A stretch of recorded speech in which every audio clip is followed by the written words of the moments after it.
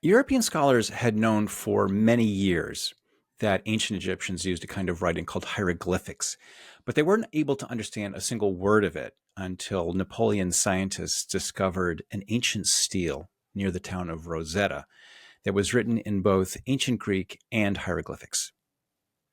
Knowing the Greek, they were able eventually to figure out the hieroglyphics, and a whole storehouse of ancient knowledge was opened up. For those of us who are trying to figure out MH370, the flaperon barnacles are the hieroglyphics. They're telling us how long the piece was in the water, but we don't understand them well enough to know what they're saying. To extend the metaphor, the barnacles that we can collect from drifter buoys are like the ancient Greek on the Rosetta Stone. We can use the data from the buoys to tell us exactly what their size means, and that in turn will tell us how long the flaperon was in the water. But unlike the Rosetta Stone, which was a single object recovered in the course of French empire building, data from the buoys is scattered literally all across the ocean surface. And retrieving it is going to be a lot harder than digging up an ancient rock. We're going to need help, a lot of help. Fortunately, there happens to be a community of people who are in an excellent position to do just that. Recreational sailors who are circling the world by boat, many of whom are ready and willing to pitch in and do some citizen science. Today, we're going to talk about that project and also our first experiment and how it turned out.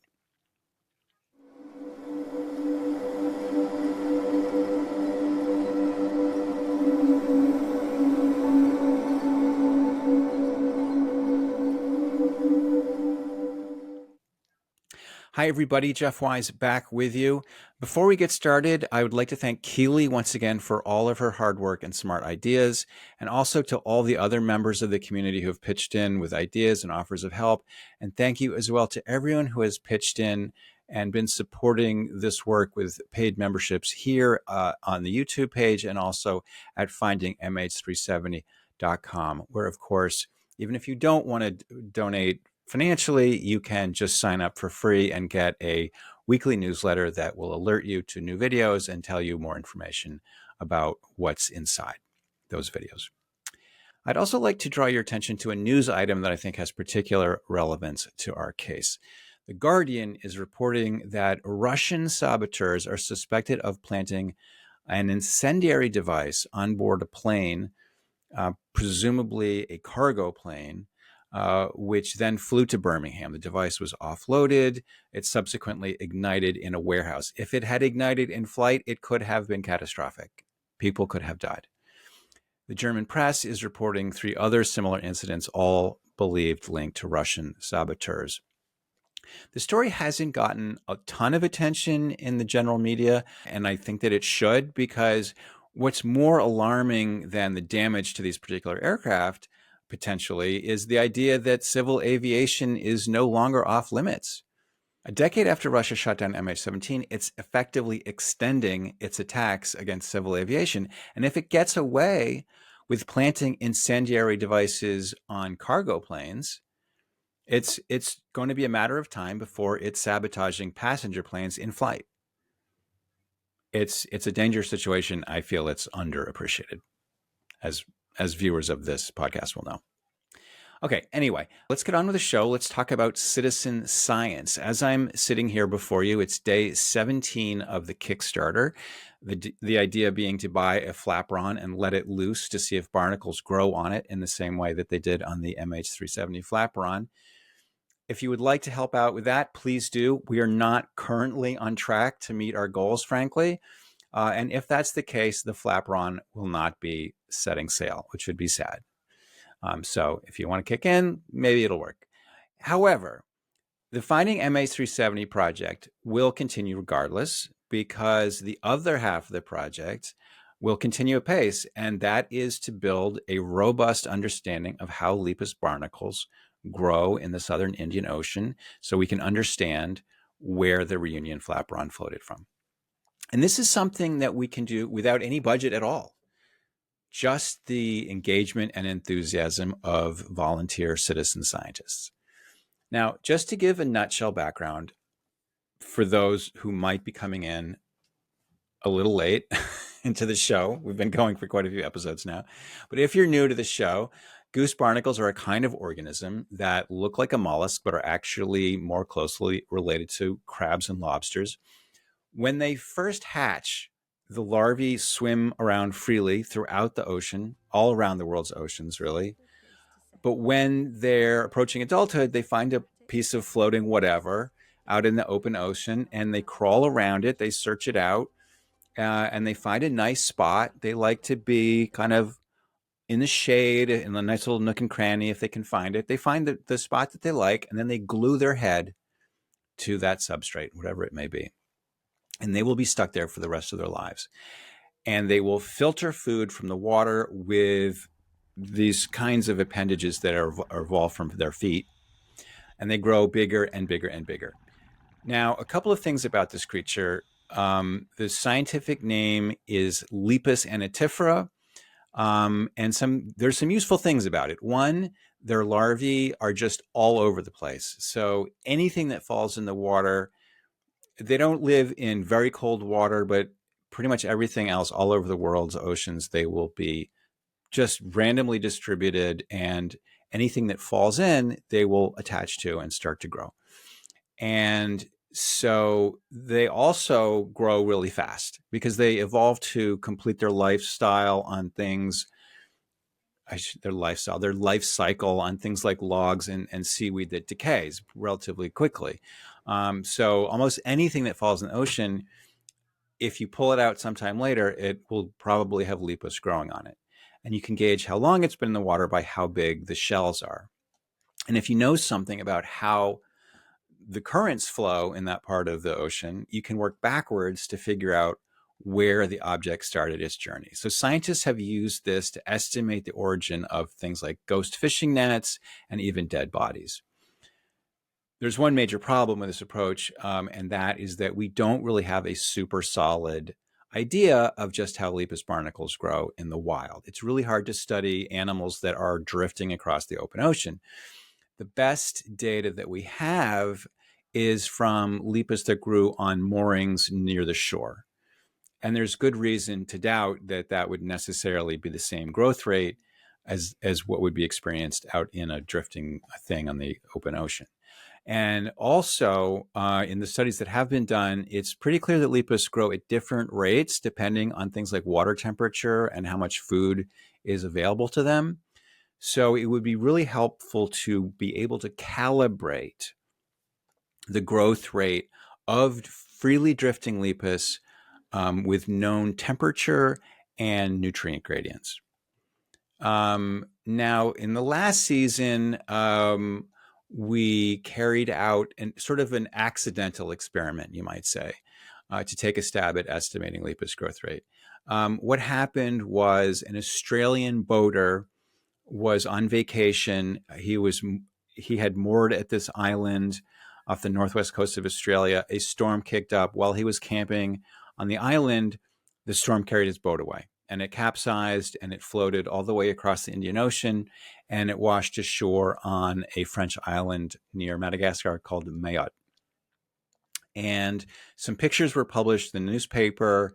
Most of them were pretty low resolution, but there was one that actually showed some barnacles and you could kind of figure out how big they were in reference to the registration numbers that were visible in the same frame. So I contacted the man who owned the boat. He put me in touch with the manufacturer of the boat. We figured out the dimensions of the letters and the angle of the sides of the boat. I recreated the scene in my living room, and I was able to roughly work out how big I thought the barnacles were in that image. And they seemed to be considerably larger than the barnacles that were found on the flaperon, which I found quite interesting because the route from Northwest Australia to Mayotte is very similar to the route across the Indian Ocean that the flaperon would have taken to get to Réunion. And so the temperature, the nutrient gradients would have been pretty similar. It should have been a 1-to-1 match, or at least we're comparing apples and apples, not apples and oranges. And so this was intriguing enough that I thought, okay, this indicates that if we go looking for other objects whose time afloat we know, we have reason to believe we're going to find something very different from what you might expect. So this could be a really interesting, it's almost like a proof of concept. And so as I was contemplating how to move forward and try to get more data, I was talking with Andy Sabrandi. This conversation was episode 12 of this season. And Andy suggested that, now, Andy was part of a program called the Global Drifter Project, which the NOAA, the National Oceanographic and Atmospheric Administration in the United States, has been running for decades. And what that is a worldwide fleet of drifters. They're typically 14 inches across. They're set adrift in many different parts of the ocean. And as they float around, carried by currents, they report their location via satellite. And they also record other data like the water temperature, the barometric pressure, and so forth. And these are incredibly useful for weather forecasting, because it's hard to know exactly what the weather is like in some random part of the ocean. And they're also, of course, very useful for predicting currents, to understanding how currents circulate, and which is useful for all sorts of things, including climate forecasting. But Andy suggested that these buoys are also essentially a treasure trove of information about LIPUS, because each one is continuously reporting its position and the water temperature. And they are also kind of continuously being settled and by these LIPUS populations that then grow and serve as kind of natural data loggers. So if we could collect barnacles off of enough of these things, we'd start to have a really robust understanding of what should be expected on the MH370 flap run. But the problem that remains is how to collect them, how to get out into the middle of the ocean and pull barnacles off of some of these drifters.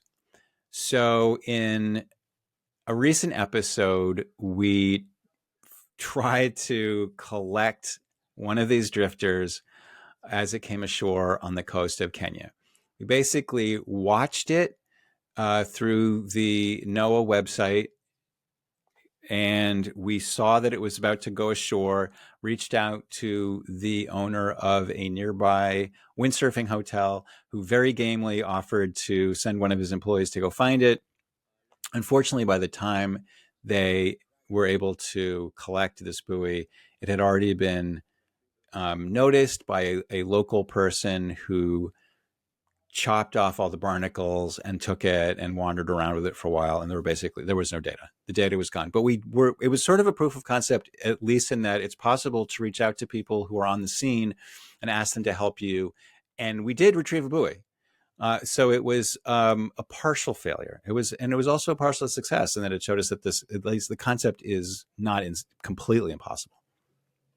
So I recently had a very interesting conversation with a marine researcher named Nikolai Maximenko. He is now at the University of Hawaii. He was also an original member with Andy Sabrandi of the first generation of scientists who put the Global Drifter program together. He's been working with it for very many years. He also has studied drifting debris. His particular area of interest is the Great Pacific Garbage Patch. And he's studied the creatures that grow on floating debris. And he's also worked with citizen scientists to collect marine data.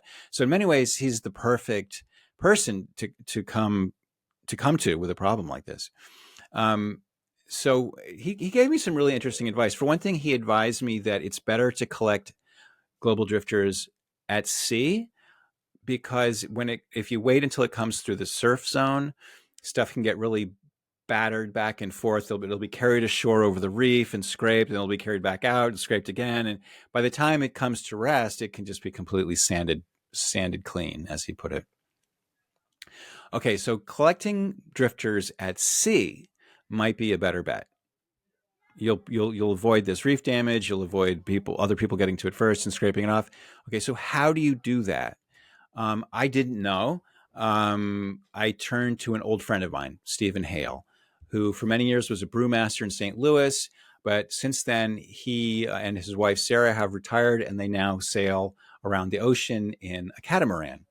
And it's now October. I think they're about to head down to the Bahamas, which sounds pretty nice. But I reached out to Steven. I told him my problem. I said, is there some kind of community of boaters who maybe I could bring this problem to kind of en masse and see if we could get a discussion going and maybe see if some people might be interested. Steven said that there is a community like this. It's called No Foreign Land. It is basically a social media site for cruisers, as they call themselves. And he actually turned me on to the owners of the website. And this is Helena and Steve Neal. And I reached out to Helena and Steve and I explained to them what I was doing. And they thought this was pretty cool. They thought that a lot of their members might be interested in this. You know, it's a way to learn about the ocean, to take part in a kind of collective beneficial activity.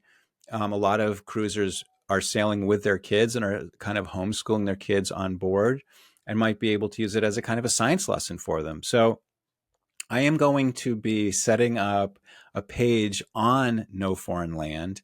Hopefully, people on the website will read it, and if they're intrigued, then they can pitch in. And it would also be helpful to have viewers of this YouTube page who want to pitch in and kind of keep an eye on the NOAA data, because there's 1,200 of these buoys floating around. And I have a few that I've been watching for a while. I'm particularly interested in the East African coast. I'm interested in Réunion, Mayotte, Rodriguez, Mauritius, a few other places. One of the, and so if people want to join in with me and kind of look and keep an eye on things and see what looks potentially interesting, and it would also be helpful to kind of look at pieces that are far from land but might be near where some members of No Foreign Land are sailing. Because one of the cool things about this website is that if you see a boat that's near an interesting piece of debris, you can contact them directly. There's a chat function on this website. And so case in point, last Saturday, I was looking around, just kind of poking around the different parts of the map that NOAA puts out. And I noticed that there was this a very interesting drifter. I've been watching it for a while. It had been sort of zipping in a very determined way towards one of the islands in Tonga called Vavau. And this was a place where there's lots of hotels and there's dive operations. There's people with boats who will take you out for a day if you pay them some money. And so basically a lot of people who could be out and about on the water. And I had sort of poked around using the internet before to try to maybe reach out to a dive operation or a beachside hotel.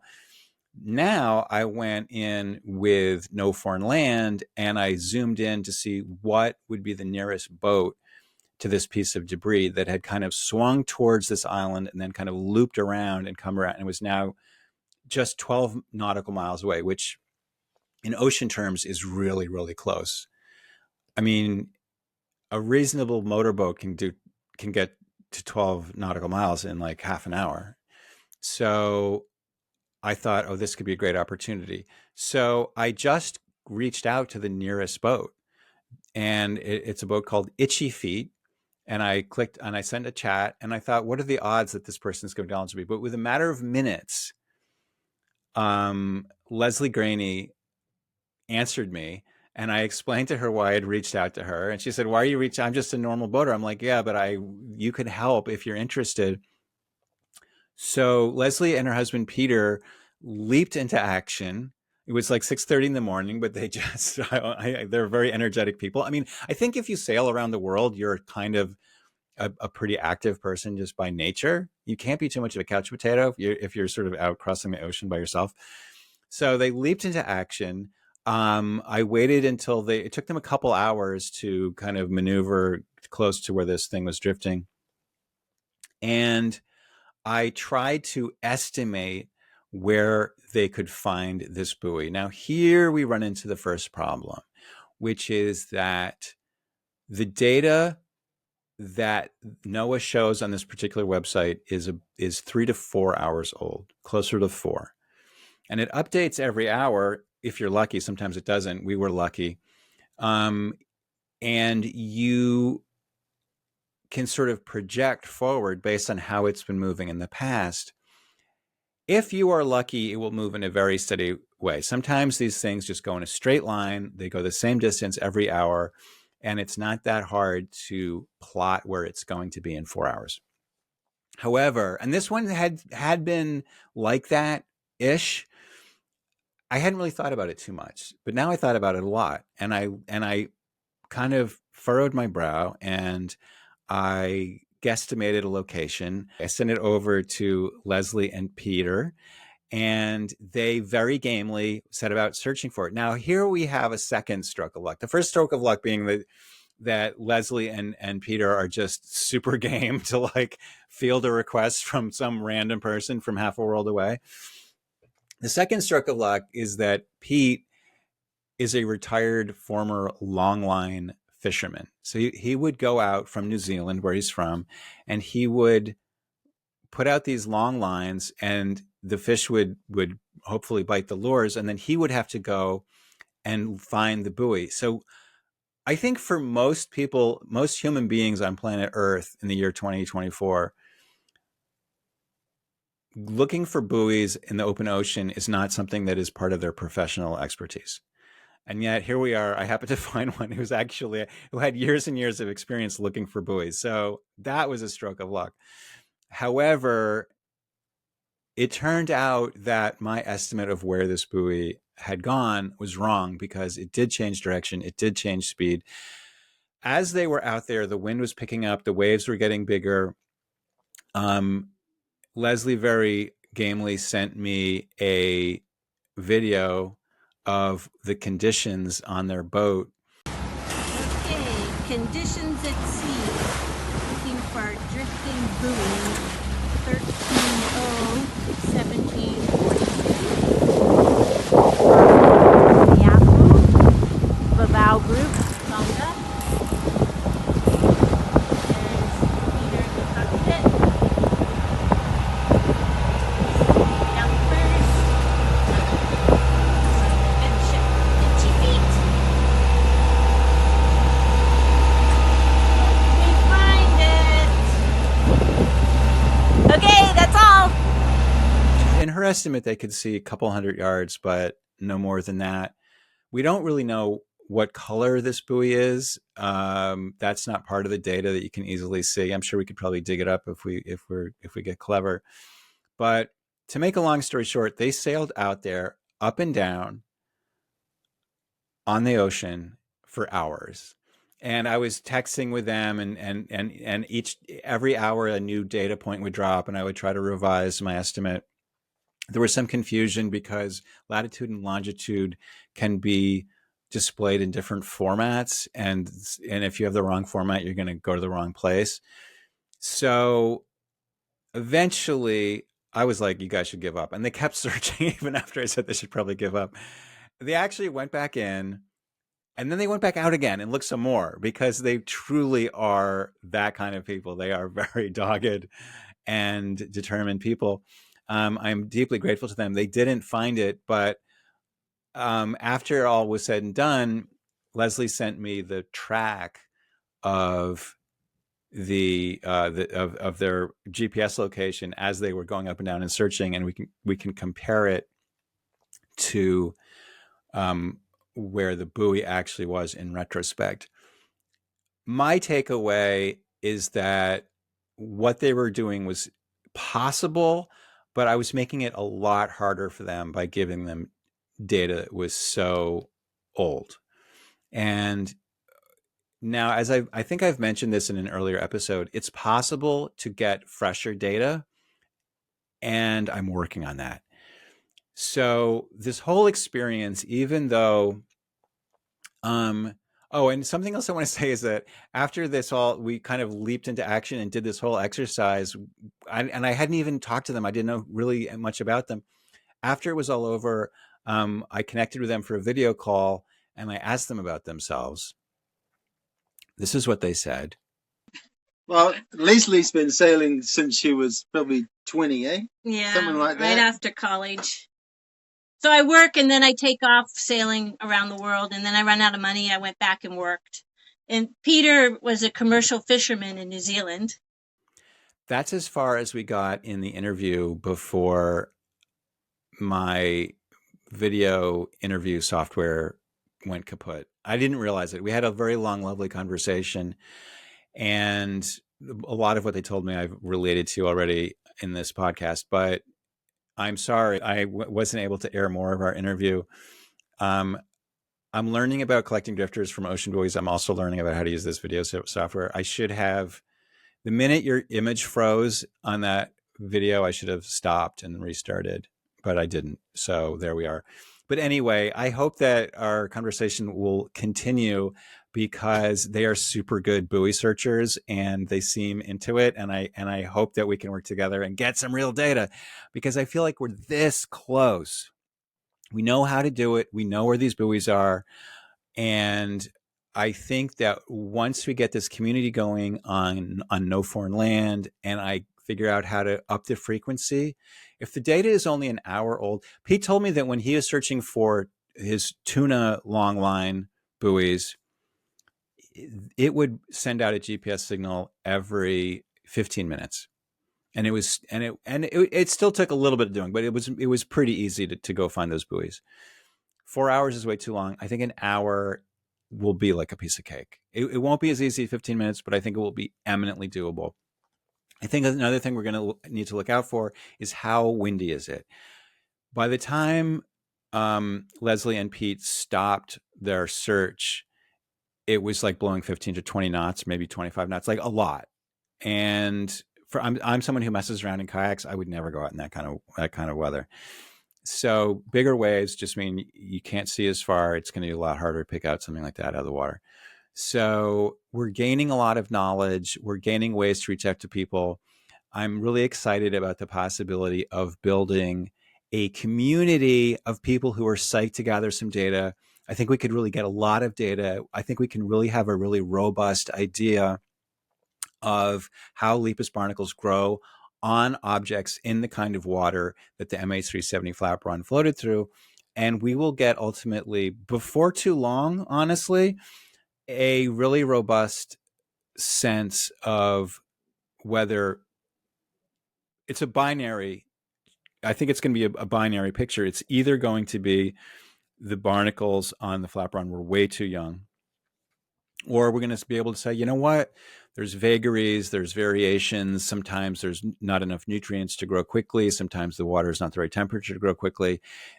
That we might come away with this and say, look, the barnacles on the MH370 flatbron are within the range of what we can see on other calibrated drifting objects. And that will tell us that, you know what, then, you know, an endpoint in the southern Indian Ocean is entirely feasible. And that will be kind of the end of the story, really. And I think it will be a kind of closure.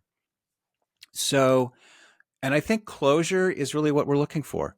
And the idea that we can do this without a multi-million-dollar budget, without a dedicated research vessel or official imprimatur of a government or a, you know, big nonprofit entity or something, I think it's empowering. I think the idea that you can use these tools that are available thanks to the internet, you can use just human beings' desire to be helpful and engaged.